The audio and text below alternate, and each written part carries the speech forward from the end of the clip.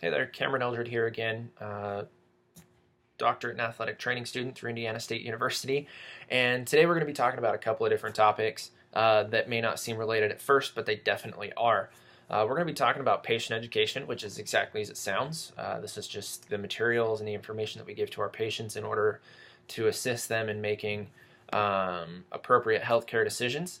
And we're going to be talking about healthcare literacy today. So healthcare literacy is the degree to which an individual has the the ability to obtain, process, and understand basic healthcare information and the services that will be needed to make an appropriate healthcare decision. So there was a study that was performed that looked at multiple people who had low healthcare literacy, and many of them were found to have less access to regular physicians, places of care, things like that. They also found that the rates were higher in more traditionally disadvantaged people or groups, such as poorly educated, impoverished populations, as well as African American men. So a lot of these groups just don't have the opportunity to work with healthcare on a regular basis, so their literacy when it comes to healthcare is going to be at a lower level. Now, Doak found in 1996 that the average adult in the United States is unable to read above an eighth grade reading level. Now, that was 1996. Things may have changed since then, but at the same time, if you think about it, that's a really low reading level when it comes to healthcare literacy.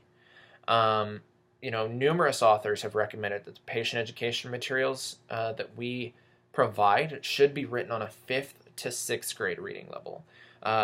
This seems like something that's very basic. It just seems like something that we're like, oh, well, that makes total sense. But an analysis from 2003 found that 31 of 31 HIPAA privacy notices found that they were written on a second or a third year college reading level. That is a huge gap when it comes to the literacy at which the patients that we're providing care for are able to apply the concepts that we're giving to them.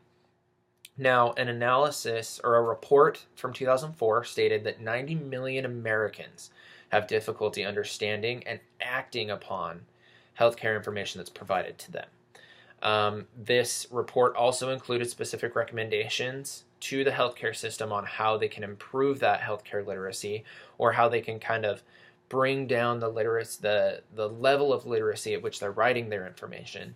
Some of those strategies were things such as using bold and italics for important subjects, black lettering on white paper.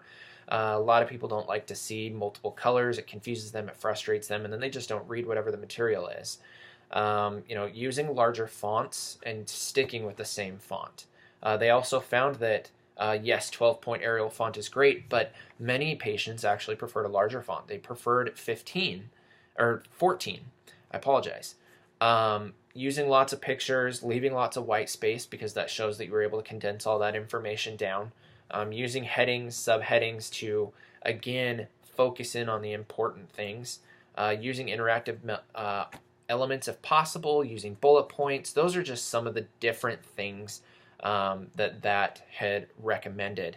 Now, when we're working with our patients, something to understand is many athletic trainers are in different populations. So personally, I work in a high school population. So I'm in a secondary school. A lot of the kids that I work with are in a rural area, which means they don't have a lot of access to healthcare. So when I talk to them, I have to be very basic. I can't look at a kid and I can't say, this is a contaminated shirt that we need to put into a biohazard container for such and such purpose. No, I need to look at them and I just need to say, hey, this got really, this thing's gross. It got dirty with, blood or other bodily fluids, or, however basic I need to make that for them. And I just need to tell them, we need to put it in this, we need to get it washed, or we need to do X, Y, or Z with it. I can't look at them and I can't say, you're going to go and get an injection. No, I need to look at them and say, you need to go and get a shot. Things like that. I really, as athletic trainers, we work very closely with our patients, and the materials that we're providing them, sometimes they may not understand. So when it comes to writing our educational materials, we should be using things such as infographics that are very basic. Infographics that have, clustered ideas that allow for an application by our patient. Something that I personally do as well with the patients that I work with is I ask them to repeat the information that I've given to them. I ask them, do you understand? Or is there something that you don't understand? I've also had patients who prefer to actually write down the instructions that I'm giving them themselves, and then they ask me to look at them so that I can give them more information if they missed something or if something needs to be fixed.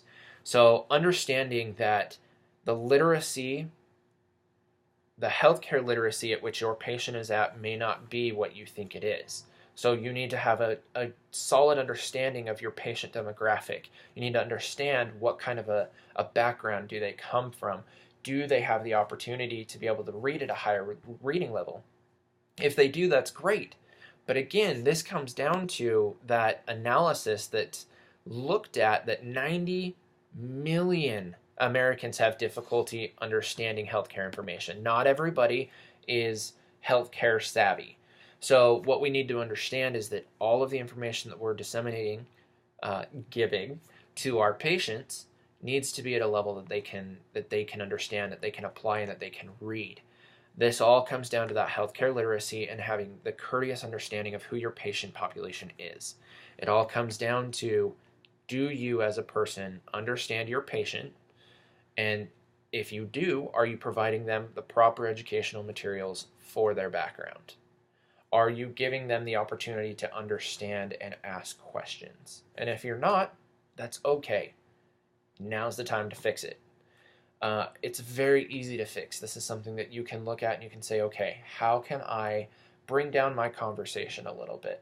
Now, as athletic trainers, when we're talking one-on-one, we tend to use big words. We can't do that with our patient, and that's something that we need to understand. So overall, understanding that healthcare literacy is an extremely part of what we do because of patient education. Our patients need to be able to understand everything that we're giving to them, everything that we're handing out to them, and it's extremely important that they're able to apply it. So again, thank you for listening. I really appreciate that, and let's go out and let's change the world.